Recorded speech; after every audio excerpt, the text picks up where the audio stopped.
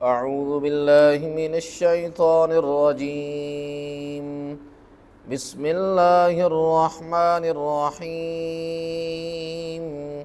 القارعۃ ما القارعۃ وما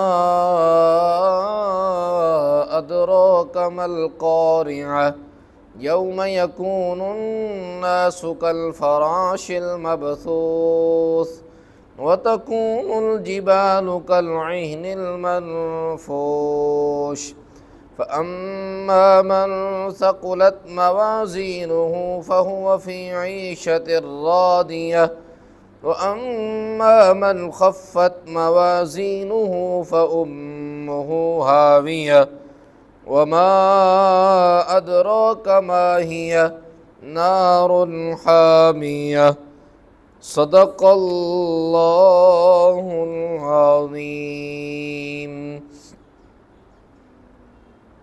سامعین و ناظرین، آج ہم سورۃ القاریہ جو کہ 30ویں پارے میں موجود ہیں اس کا ترجمہ اور اس کی مختصر تفسیر سماعت کریں گے۔ دعا ہے اللہ تعالی ہمارا یہ علم دین سیکھنا، سمجھنا اور سننا اپنی بارگاہ میں قبول فرمائے۔ سامعین و ناظرین، سورۃ القاریہ یہ 30ویں پارے میں موجود ہے۔ یہ مکی صورت ہے اور قیامت کا وہ جو لرزا دینے والا، لرزہ طاری کر دینے والا جو منظر ہے اس کو مکمل طور پر اس مختصر صورت کے اندر بیان کیا گیا ہے۔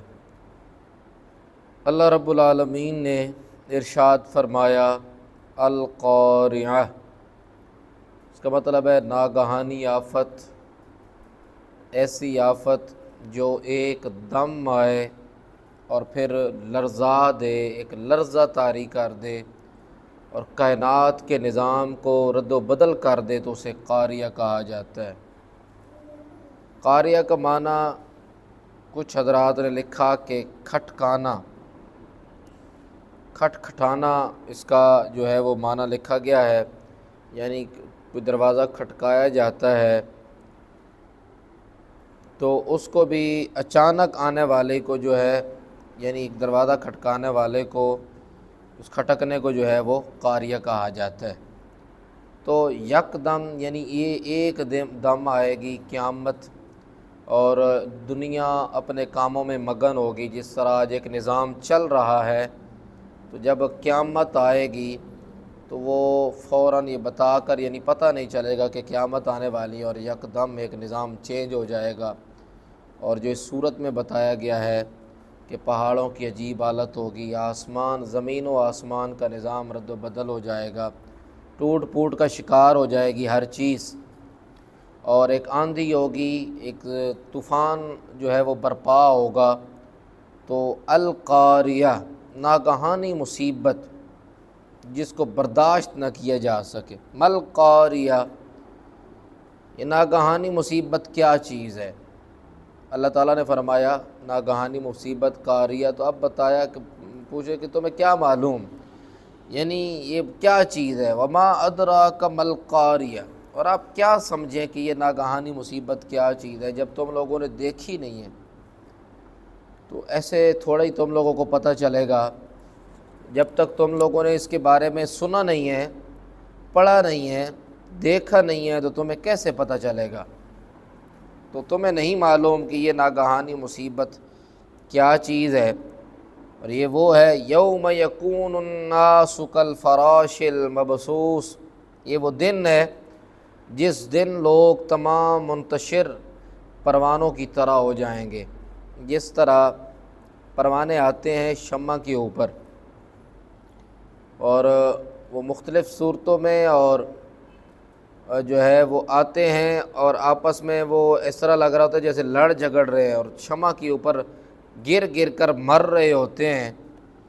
اسی طرح تم لوگوں کی بھی یہی حالت ہوگی۔ اللہ رب العالمین فرماتا ہے یوم یکون الناس، اس دن لوگ ہو جائیں گے کالفراش المبثوث، ان پروانوں کی طرح جو شمع کے اوپر گر گر کر مر رہے ہوتے ہیں۔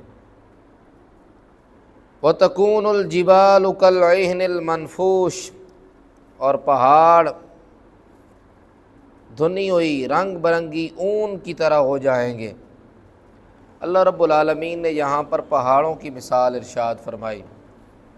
اس کی وجہ یہ تھی کہ پہاڑ زمین پر ایک مضبوط ترین چٹانیں ہیں، جن کی وجہ سے زمین کا نظام جو ہے وہ ایک اس کا توازن برقرار ہے۔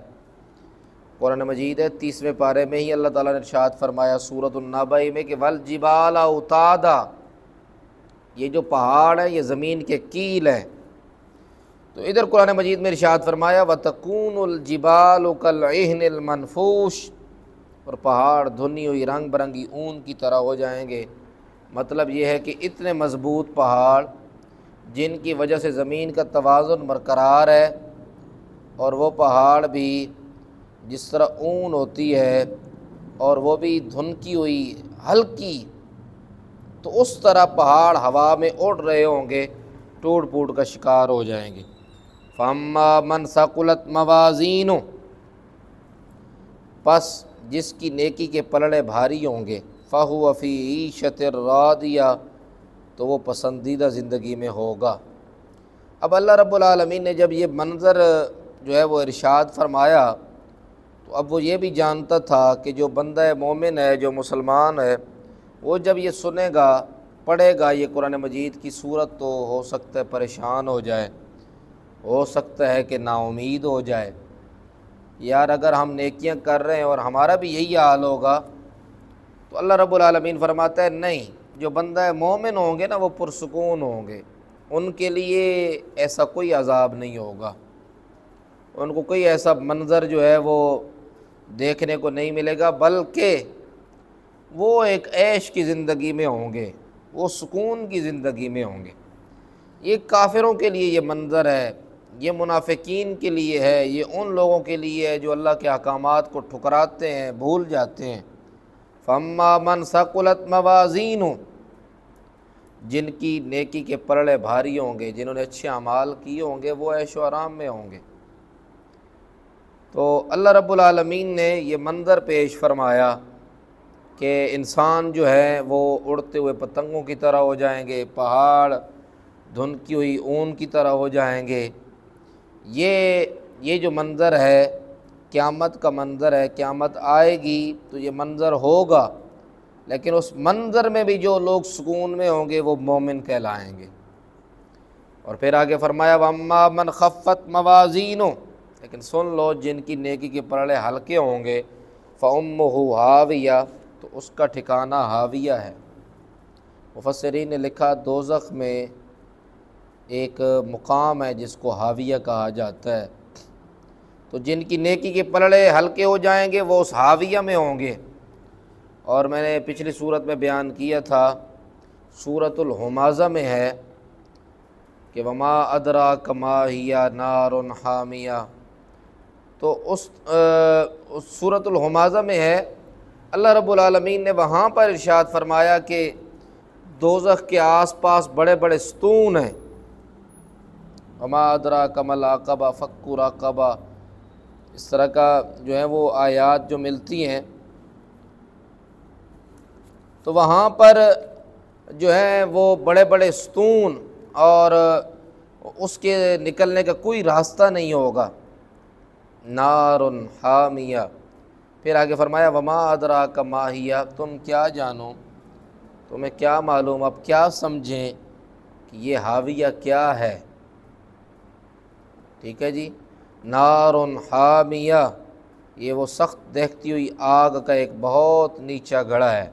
میں نے آپ کو پہلے بتا دیا، حاویہ ایک مقام ہے دوزخ کے اندر جس کے اندر آگ جل رہی ہے، اور بڑے بڑے شعلے ہوں گے اس کے اندر، اور اس سے کوئی نکلنے کا کوئی راستہ نہیں ہوگا۔ تو قرآن مجید کہتا ہے نار حامیہ، یہ سخت دہتی ہوئی آگ کا بہت نیچا گڑھا ہے۔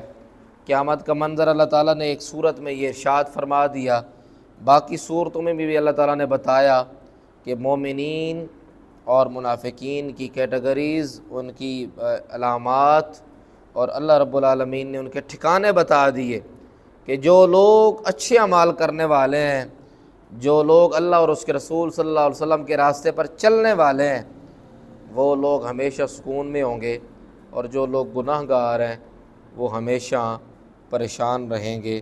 اللہ رب العالمین ہمیں اپنے پیارے حبیب صلی اللہ علیہ وآلہ وسلم، اللہ اپنے احکامات اور اپنے پیارے حبیب صلی اللہ علیہ وسلم کے احکامات پر عمل کرنے کی توفیق عطا فرمائے۔ وما علیہ الا البلاغ المبین۔